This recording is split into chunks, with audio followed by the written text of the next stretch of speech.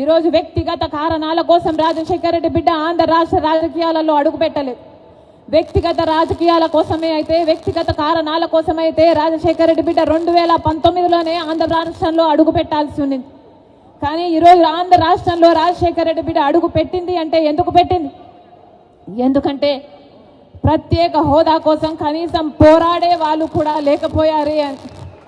మనం పోరాడకపోతే ఆంధ్ర రాష్ట్రంలో ప్రత్యేక హోదా ఎప్పటికీ రాదు. కాబట్టి ప్రత్యేక హోదా ఇస్తానన్న ఏకైక వ్యక్తి రాహుల్ గాంధీ గారు మొట్టమొదటి సంతకం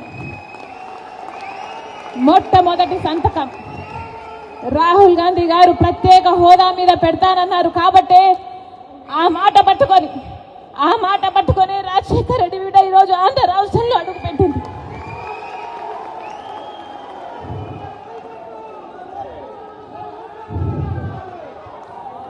ప్రత్యేక హోదా లేకపోతే ఆంధ్ర రాష్ట్రానికి భవిష్యత్తే లేదు. ప్రత్యేక హోదా లేకపోతే ఆంధ్ర రాష్ట్రం అభివృద్ధి చెందదు అని 10 సంవత్సరాలుగా చూసామా లేదా? మరి ప్రత్యేక హోదా మనకు లేకపోతే, ఆంధ్ర రాష్ట్రం జరగకపోతే మన బిడ్డలు ఎలా బతకాలి? ఆంధ్ర రాష్ట్రం